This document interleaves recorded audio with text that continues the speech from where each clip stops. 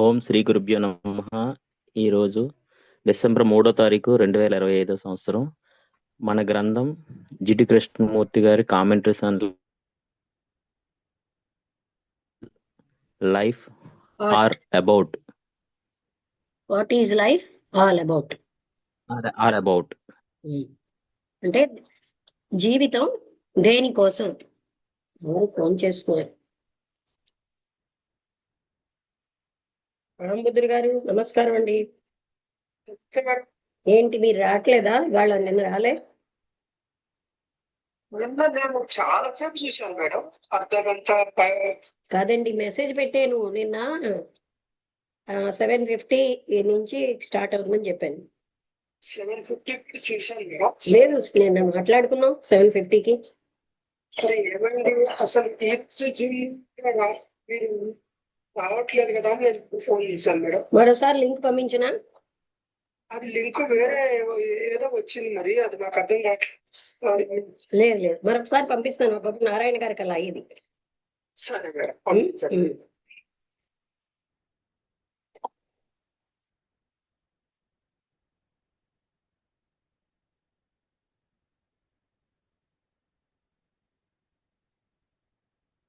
రాంబుద్రి గారి నంబర్ ఎవరి దగ్గర ఉంది?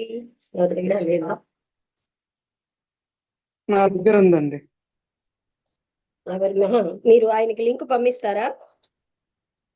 పంపిస్తాను. పంపించేస్తాను లేకపోతే ఏమో ఒక్కొక్కసారి పంపిస్తే అది బాగా ఉంటుంది. పెడతాలేండి అమ్మా.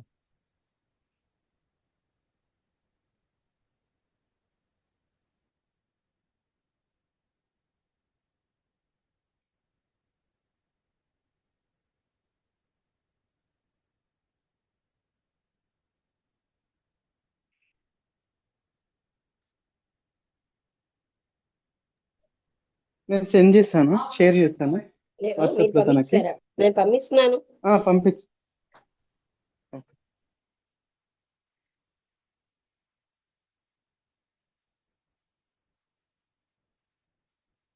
నేను పంపించాను. దానికి రావట్లేదు నిన్న కూడా, అందుకేంట. ఓకే, జీవితం అంతా దేని విషయం అనే టాపిక్ ని కృష్ణమూర్తి గారు ఈ కామెంటరీస్ ఆన్ లివింగ్ పార్ట్ 3లో ఈ టాపిక్ ఇవాళ మనం మాట్లాడుతున్నాం. ఇందులో ఏం చెప్తున్నారు అంటే, మామూలుగా ప్రకృతిని వర్ణిస్తూ ఉంటారు కదండి.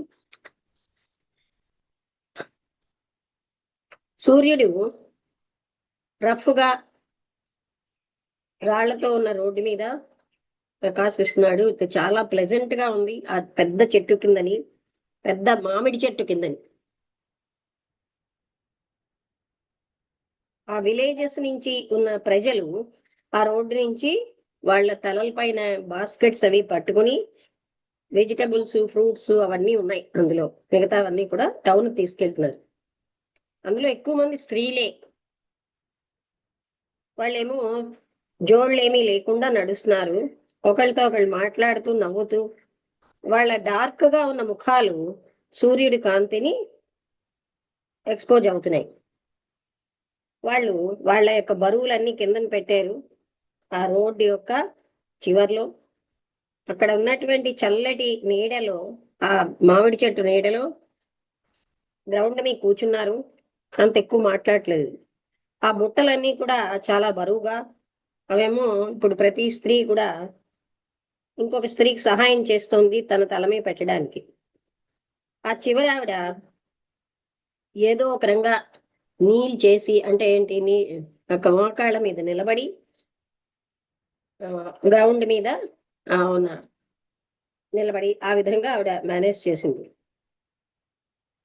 అప్పుడు వాళ్ళు నిశ్చలమైనటువంటి నడకతో, ఒక అద్భుతమైనటువంటి గ్రేస్ అంటే కదలికలతో, వాళ్ళు ఎన్నో సంవత్సరాలు కష్టపడినటువంటి శ్రమతో వాళ్ళకి ఆ హుందాతనం వచ్చింది. అది చాయిస్ లోంచి వచ్చినటువంటి విషయం కాదు. అంటే అది వాళ్ళకి సహజంగా వచ్చింది. వాళ్ళు ఏమీ నేర్చుకున్నది కాదు. వాళ్ళు అది కేవలం ఆవశ్యకతలోంచే అది వచ్చింది. ఇక్కడ ఒక చిన్న పిల్ల ఉంది, వాళ్ళలో 10 ఏళ్ల కంటే ఎక్కువ ఉండవు. ఆమె కూడా బుర్ర మీద బుట్ట ఉంది, మిగతా వాళ్ళకంటే చిన్న బుట్ట. ఆ పిల్ల చిరునవ్వులతో నిండి ఉంది, ఆడుతుంది.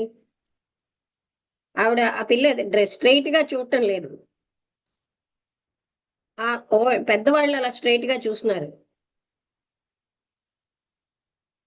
ఆ పిల్ల చుట్టూరా చూసి నేను ఫాలో అవుతున్నానా లేదా అని చూస్తుంది. ఒకళ్ళతో వాళ్ళ ముఖాలు చూసి చిరునవ్వు నవ్వుతుంది. ఆమె కూడా చెప్పల్స్ లేవు, జోడ్లు లేకుండా నడుస్తుంది. ఆ లాంగ్ జీవితం యొక్క ఆ జర్నీలో ఆమె కూడా ఒక భాగంగా ఉన్నది.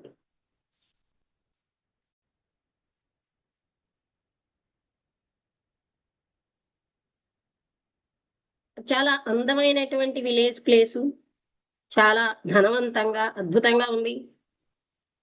మామిడి తోటలు, రోల్ అవుతున్నాయి కొండలు, ఇంకా అక్కడ నీరు పారుతూనే ఉంది.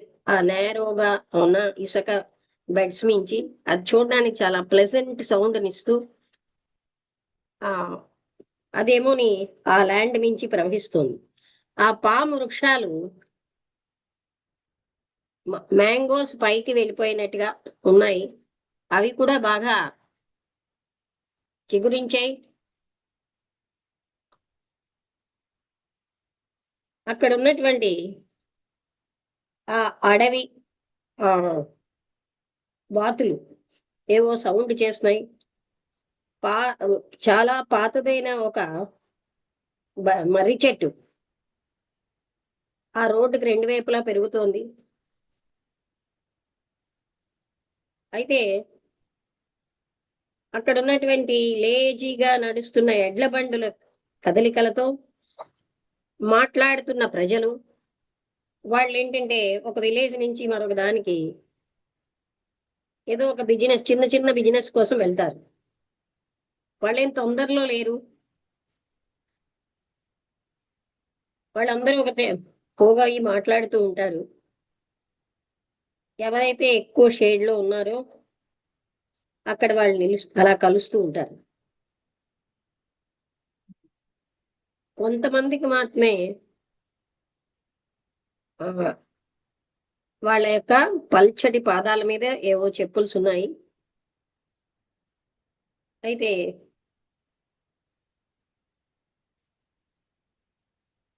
స్టిల్ వాళ్ళకి కొంతమందికి సైకిల్స్ ఉన్నాయి. అప్పుడప్పుడు వాళ్ళు కొన్ని నట్స్ తింటూ ఉంటారు, లేకపోతే వేచినటువంటి ధాన్యం. వాళ్ళకి ఒక రకమైనటువంటి సౌమ్యమైన దయ ఉంది.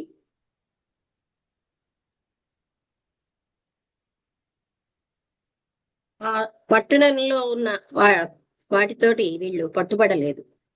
అంటే వీళ్ళ ప్రదూషణం అవ్వకుండా ఆ పట్టణంలో అంటే పట్టణం యొక్క దానికి వీళ్ళు వ్యాపించలేదు వీళ్ళలో. ఆ రోడ్డు మీద శాంతి ఉంది. అప్పుడు ఒక లారీ వెళ్తోంది. అదేంటంటే బహుశా బొగ్గును తీసుకెళ్తుంది. అది ఎంత చెడ్డగా లోడ్ చేశారంటే కొన్ని పడిపోయేటట్టున్నాయి ఏ క్షణంలోనైనా. కానీ అలా పట్టం లేదు. ప్రజలతో నిండిన ఒక బస్సు ఆ రోడ్డు వెంబడి వస్తుంది, ఎంతో భయంకరమైన శబ్దాలతో, హార్న్తో. కానీ అది కూడా వెంటనే వెళ్ళిపోతుంది. ఆ రోడ్డుని విలేజర్స్ వదిలేసి అక్కడ ఉన్నటువంటి బ్రౌన్ మంకీస్, గోధుమ రంగులో ఉన్న కోతులు, అవి ఆ జాగా అంతా వ్యాపించినాయి. ఒకరినొకరు తరుముకుంటూ ఉంటాయి. ఆ మళ్ళీ చెట్లు ఎక్కుతాయి. ఆ పెద్దవాళ్ళని అవాయిడ్ చేస్తూ ఉంటాయి. అయితే వాళ్ళ నుంచి చాలా దూరంగా మాత్రం వెళ్ళిపోవట్లేదు. ఒక పెద్దగా ఉన్న ఒక మేల్ మంకీ, చాలా పెద్దది కానీ యాక్టివ్ గా ఉంది. అది ఆ రోడ్డు పక్కన ప్రశాంతంగా కూర్చుంది, అన్నిటినీ చూస్తూను. ఇతరులు కొంచెం దూరంలో ఉన్నారు, కానీ అది కొంచెం దూరంగా వెళ్తే వీళ్ళు లీజర్ గా ఫాలో అవుతున్నారు, పరిగెడుతున్నారు, ఇటు అటు చెదిరిపోతున్నారు. ఎప్పుడు కూడా అదే డైరెక్షన్ లో. ఆ రోడ్డు ఎలా ఉందంటే వేల కొలది విషయాలు జరుగుతున్నాయిట ఆ రోడ్డు మీద. థౌజండ్స్ అన్నమాట.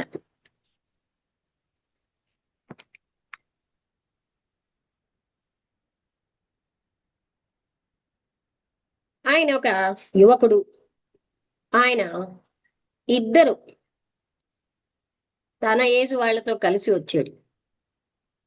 కొంచెం భయంగా, ఒక పెద్ద నుదిటితో, పొడుగ్గా, రెస్ట్లెస్ గా ఉన్న చేతులతో ఆయన ఏం వివరిస్తున్నాడంటే, ఆయన కేవలం ఒక క్లర్క్.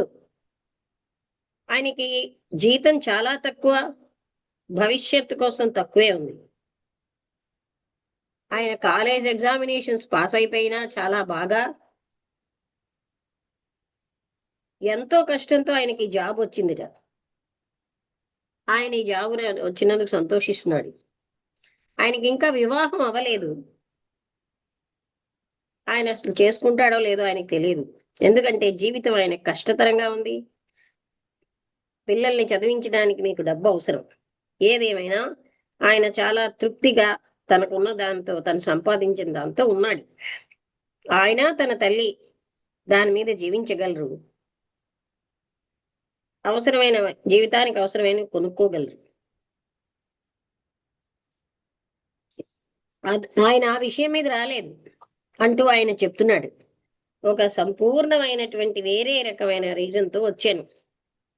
మా ఇద్దరు స్నేహితులు, అందులో ఒక ఆయనకి మ్యారేజ్ అయిపోయింది. ఆయనకి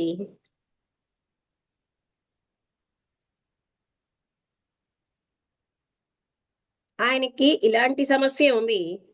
ఆయనేమో నేను వస్తానని వచ్చాడు. వాళ్ళిద్దరికీ కూడా కాలేజీకి వెళ్ళారు. ఆయనంటే ఇష్టం. చిన్న ఆఫీస్ జాబ్స్ చేస్తున్నారు. వాళ్ళందరూ పరిశుభ్రంగా, సీరియస్ గా, కొంత ఆనందంగా, కాంతివంతమైన కళ్ళతో, చిరునవ్వులతో ఉన్నారు. మిమ్మల్ని మేము ఒక సింపుల్ ప్రశ్న అడగడానికి వచ్చాం, ఒక సింపుల్ ఆన్సర్ కోసం. మేము కాలేజీలో ఎడ్యుకేట్ అయినా సరే, చదువుకున్నా, మాకు అంత ఎక్కువగా లోతైన రీజనింగ్ తోటి, ఎక్కువ ఎనాలిసిస్ కి మేము సిద్ధం అవ్వలేదు. కానీ మీరేం చెప్తే అది మేము వింటాం. చూడండి, జీవితం ఏమిటో, దేని విషయమో మాకేం తెలియట్లేదు. మేము ఇక్కడ అక్కడ తిరిగాం. పొలిటికల్ పార్టీస్ లో కూడా చెందిన వాటిలో తిరిగాం. అలాగే సోషల్గా అంటే సాంఘికంగా మంచి వాళ్ళతో తిరిగాం. అలాగే లేబర్ మీటింగ్స్ కి అటెండ్ అయ్యాం. అలాగా ఎన్నింటికో ఇది జరుగుతూ ఉంటే, మేము మ్యూజిక్ అంటే మాకు చాలా ఇష్టం. మేము ఎన్నో మందిరాలకు వెళ్ళాం. అలాగే పవిత్రమైన పుస్తకాలను లోతులకి చదివాం. అంత లోతుగా చదవలేదు, వాటిల్లో కూడా ములిగాం. నేను ఇప్పుడు ధైర్యం చేసి ఏం చెప్తున్నానంటే, మా కోసం ఇన్ఫర్మేషన్, మా ముగ్గురం కూడా ప్రాక్టికల్ గా కలుస్తూ ఉంటాం కొన్ని విషయాలు మాట్లాడుకోవడానికి. మేమందరం ఏం అడగదలుచుకుంటున్నామంటే,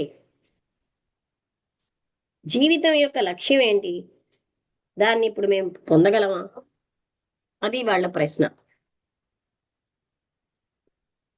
మీరు ఈ ప్రశ్న ఎందుకు అడుగుతున్నారు? మీకు ఎవరైనా చెప్పారనుకోండి జీవితం లక్ష్యం ఏమిటని, అది మీరు అంగీకరిస్తారా? మీ జీవితాలను అటు గైడ్ చేసుకోగలరా?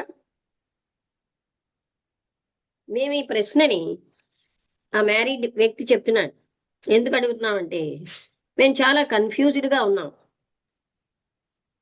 ఈ మెస్ అంతా, ఈ దుఃఖం దేనికోసమో మాకు తెలియట్లేదు. మేము ఎవరితోటో ఒకరితో ఈ విషయం మాట్లాడదలుచుకున్నాం. ఎవరైతే కన్ఫ్యూజ్డ్ గా లేరో, గర్వంతో లేరో, అథారిటేరియన్ గా లేరో, ఎవరైతే మాతో నార్మల్ గా మాట్లాడతారో,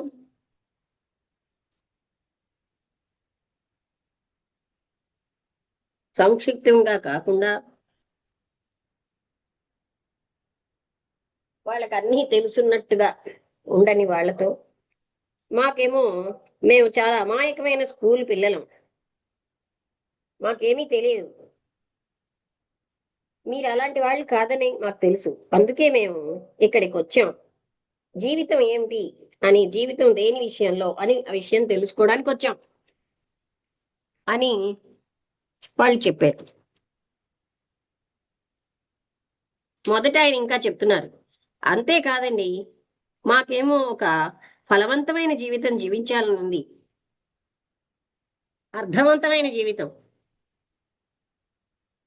మేము ఏ రకమైన ఇష్టలమి అంటే ఏంటి, ఏమీ అవదలుచుకోవట్లేదు, అంటే ఏ మతాన్ని ఫాలో అవదలుచుకోవట్లేదు, లేకపోతే ఏ పర్టికులర్ మతాన్ని కానీ ఏ పర్టికులర్ కల్ట్కి కానీ చెందాలని లేదు.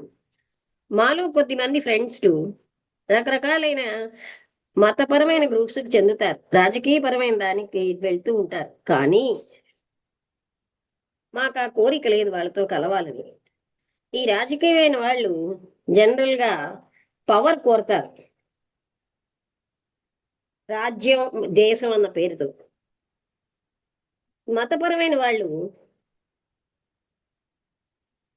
ఎంతో కాలం ఇటు అటు తిరుగుతూ ఉంటారు, మూర్ఖంగా ఉంటారు.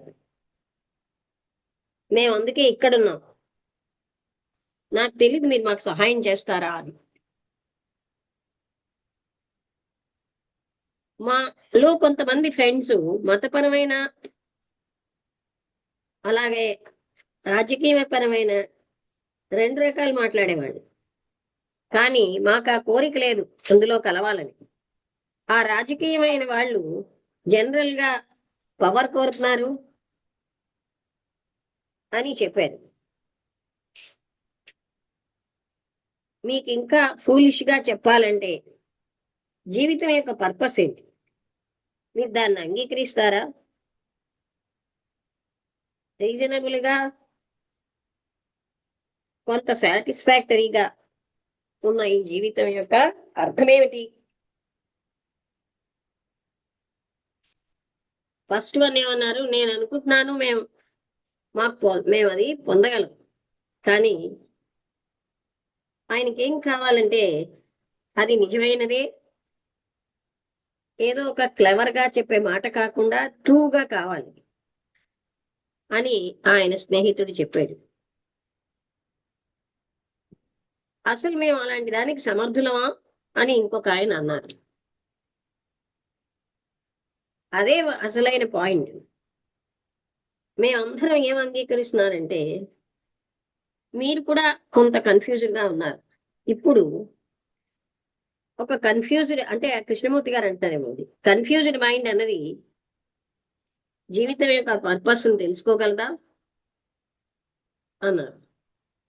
ఎందుకు తెలుసుకోలేదు అని మొదట ఆయన అన్నారు. మేము చాలా కన్ఫ్యూజ్డ్ గా ఉన్నాం, దేన్ని మేము కాదనట్లేదు, మా యొక్క కన్ఫ్యూజన్ లోంచి మేము పర్పస్ ఆఫ్ లైఫ్ అని తెలుసుకోలేకపోతే అక్కడ ఆశే లేదు. మీరు ఎంత ఎక్కువగా అన్వేషించినా ఒక కన్ఫ్యూజ్డ్ మైండ్ ఎప్పుడు కూడా అది ఫర్దర్ కన్ఫ్యూజన్ ని తెచ్చిపెడుతుంది, అంటే ఇంకా కన్ఫ్యూజన్ ఎక్కువ చేస్తూ ఉంటుంది ఒక కన్ఫ్యూజ్డ్ మైండ్. మేము ఎక్కడికి ఏది పొందుదాం అనుకోవట్లేదు, మేము అడుగు అడుగున నెమ్మదిగా ముందుకెళ్తాం. మొట్టమొదటి విషయం ఏంటంటే తెలుసుకోవాలి, మనస్సు అన్నది క్లియర్ గా అది కన్ఫ్యూజన్ గా ఉన్నప్పుడు ఆలోచించగలదా? అది తప్పనిసరిగా అలాంటి పరిస్థితిలో ఆలోచించలేదు అని మళ్ళీ మొదట ఆయన చెప్తున్నాడు. కానీ నేను కన్ఫ్యూజ్డ్ గా ఉన్నాను, ఒకవేళ ఉంటే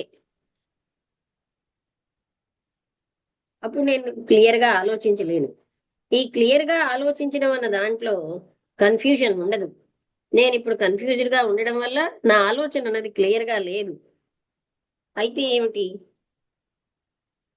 ఫ్యాక్ట్ ఏంటంటే, ఒక కన్ఫ్యూజ్డ్ మైండ్ ఏమి అన్వేషించినా ఏది కనుగొన్నా అది కన్ఫ్యూజ్డ్ గానే ఉంటుంది.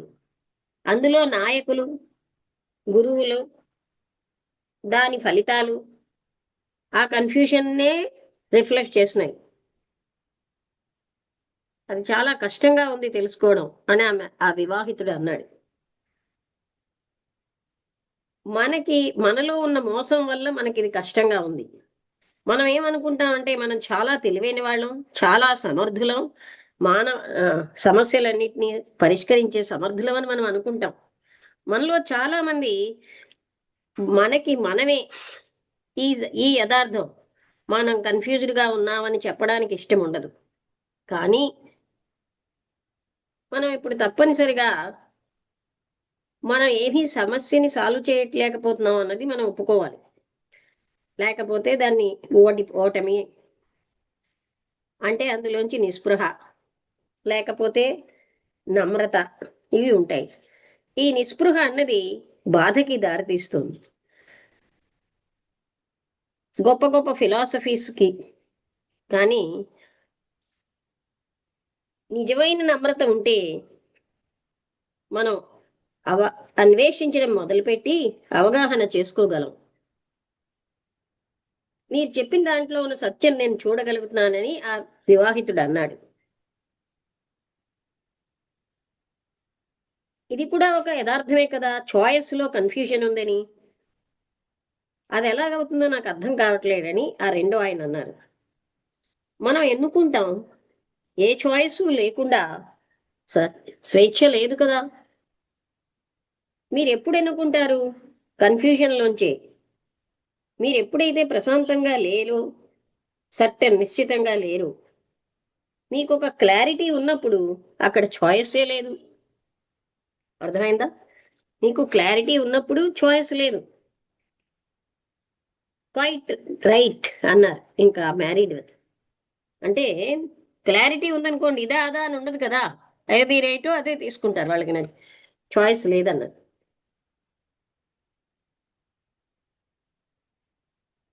అయితే మీరు ఒక వ్యక్తిని ఇష్టపడి మ్యారేజ్ చేసుకోవాలనుకున్నప్పుడు అక్కడ చాయిస్ అందులో లేదు.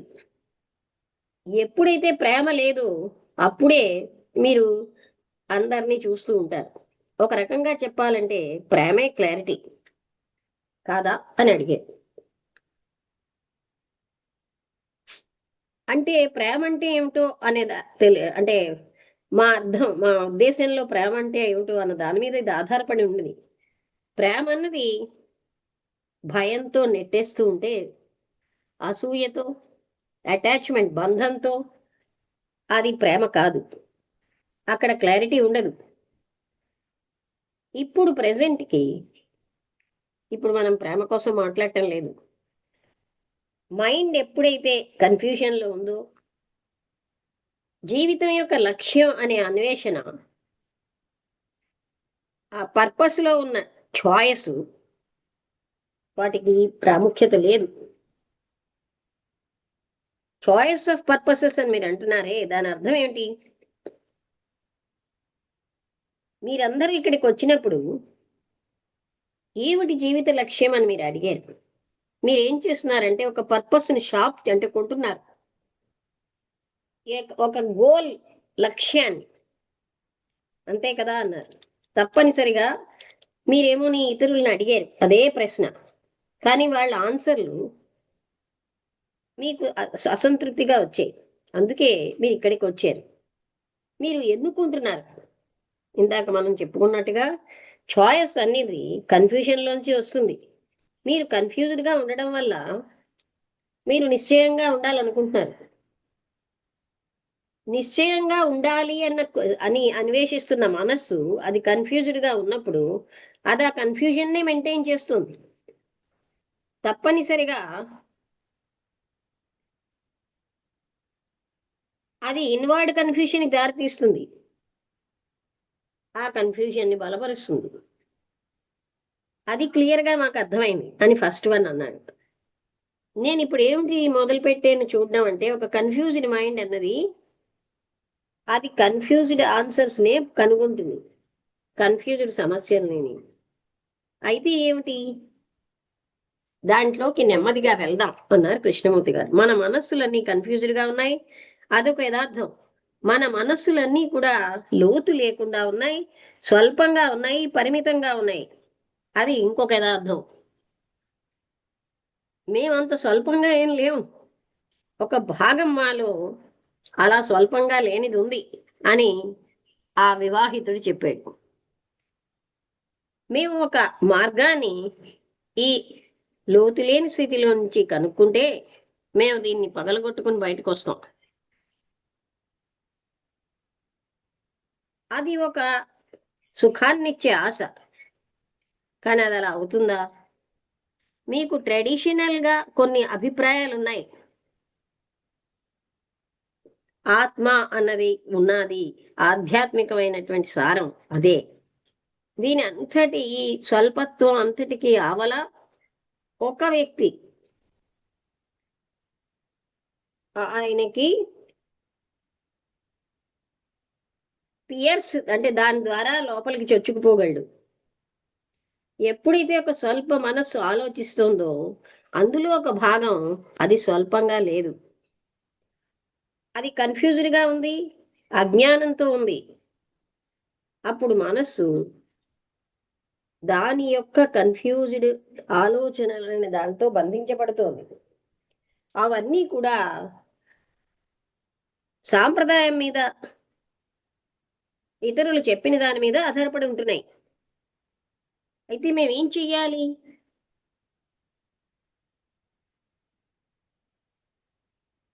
ఇదేమి ప్రశ్న కాదు, అదేంటంటే పరిపక్వత లేనిది, ముందుగానే పరిపక్వతతో ఉన్నది. అంటే ప్రిమెచ్యూర్ అంటే అంతే కదా. యు మీన్ ద యాక్షన్ అంటే no need to take any particular action. ఒక పర్టికులర్ యాక్షన్ మీరు తీసుకోవాల్సిన అవసరం లేదు. అవగాహన చేసుకునే పద్ధతిలో ఈ మొత్తం అంతా ఒక డిఫరెంట్, వేరే రకమైనటువంటి యాక్షన్ ఉంటుంది.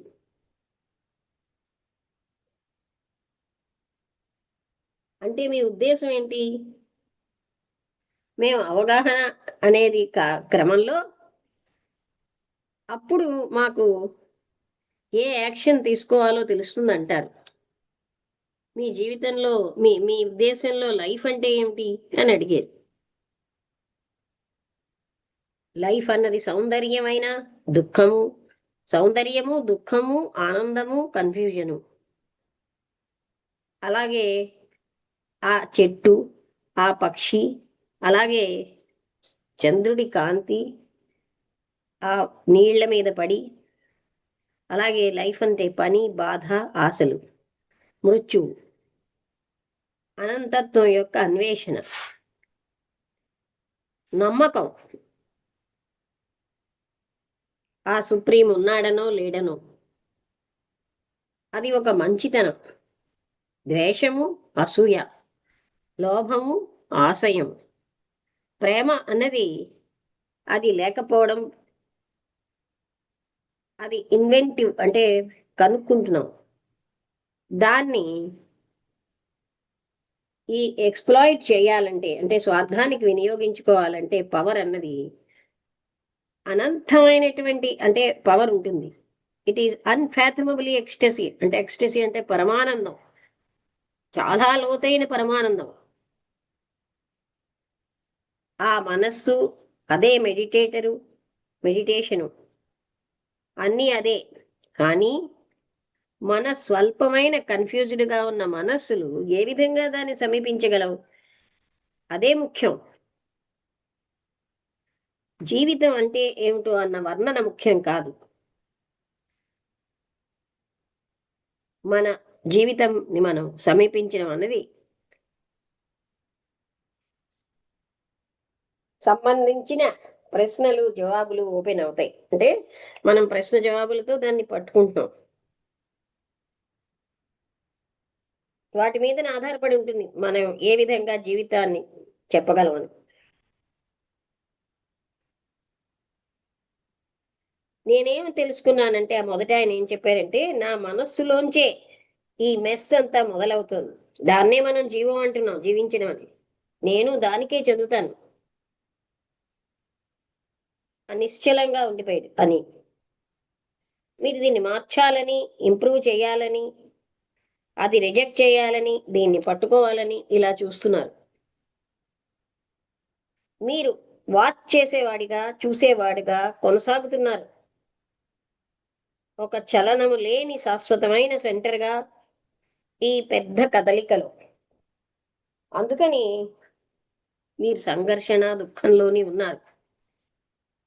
మీరు ఎవరైతే ఇదంతటికి సెపరేట్గా ఉన్నారో, మీరు ఏ విధంగా సంపూర్ణత్వాన్ని సమీపించగలరు? మీరు ఆ విశాలత్వానికి ఏ విధంగా రాగలరు? ఆ భూమి యొక్క సౌందర్యానికి, స్వర్గం యొక్క సౌందర్యానికి ఎలా రాగలరు? నేను ఎలా ఉన్నానో అలాగే వచ్చున్నాను దాని దగ్గరికి అన్నాడు ఆ మ్యారీడ్ వ్యక్తి. నాకున్న స్వల్పంతో ఫ్యూటైల్ ఆన్సర్స్, వ్యర్థమైన ఆన్సర్స్ కోసం నేను అడుగుతున్నాను అంటూ ఆయన వివాహితుడు చెప్పాడు. మనం ఏదైతే అడుగుతామో అది మనం పొందుతాం. మన జీవితాలన్నీ స్వల్పంగా, నీచంగా, లోతు లేకుండా రొటీన్కి బంధించబడి ఉన్నాయి. ఈ స్వల్ప మనస్సు యొక్క దేవుళ్ళు వాళ్ళు ఎంతో మూర్ఖంగా, స్టూపిడ్గా ఉన్నారు. వాళ్ళని తయారు చేసిన వాడు ఎలా ఉన్నాడో వాళ్ళు అలాగే ఉన్నారంటున్నారు. మనం ఒక భవనంలో జీవించినా, విలేజ్లో జీవించినా, నేరోగా అంటే సంకుచితంగా, ఆశయాలతో, అసూయతో, అలాంటి మనసులు తోటి భగవంతుడు ఏంటో తెలుసుకోవాలనుకుంటున్నాం, సత్యం ఏమిటో తెలుసుకోవాలనుకుంటున్నాం, పర్ఫెక్ట్ గవర్నమెంట్ ఏమిటి అని దానికి ఆన్సర్లు కావాలనుకుంటున్నాం. అనంతమైనటువంటి ప్రశ్నలకి, ఇంకా ఇతర ప్రశ్నలతో మనం ఉన్నాం. అవును సార్, అదే మా జీవితం అంటూ మొదట ఆయన కొంచెం విచారంగా, అయితే మేమేం చేయగలం, మేమేం చెయ్యాలి అని అడిగారు. మీరు ఇదంతటికి చనిపోండి. అంటే ఏమిటి? స్వల్పంగా చనిపోవడం కాదు, ఇదంతా మీకు తీసి పారేయండి అని చెప్పడం అనమాట. డై అన్నారు అంటే భౌతిక శరీరం మృత్యువు కాదు, ఇవన్నీ తీసి పారేయాలి.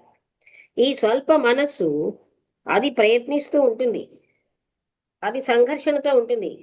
ఐడియల్స్, ఆదర్శంతో, పద్ధతులతో అనంతంగా అది ఇంప్రూవ్ అవుతూ ఎన్నో సద్గుణాలను పెంపొందించుకుంటూ ఉంటుంది. ఈ సద్గుణాలన్నీ కూడా పెంపొందించుకున్నవేవి సద్గుణాలు కావు. నాకైతే అర్థమైందండి, గతాన్ని మనం పూర్తిగా చనిపోవాలి, గతానికి చనిపోవాలంటే గతం లేకుండా అవ్వాలి అని ఆ మొదట ఆయన అన్నారు. నేను పాస్ట్కి చనిపోగలను, అప్పుడు ఏంటి జరుగుతుంది అని అడిగారు. మీరు చెప్తున్నారు పాస్ట్ అనేది మీరు తీసి పారేస్తారని. మీకు ఒక తృప్తికరమైనటువంటి సబ్స్టిట్యూట్ ఉంటేనే మీరు చేస్తారు అలా. ఎందుకంటే మీరు వదిలేసిన దానికి ఇంకేదో మీకు కావాలి దాని బదులు. అది త్యాగం కాదు, అది కేవలంగా లాభమే. ఒక స్వల్పమైన మనస్సు డైయింగ్, చనిపోయిన తర్వాత ఏముంటుందని తెలుసుకోవాలని, అది మళ్ళీ స్వల్పమైన ఆన్సరే దానికి వస్తుంది.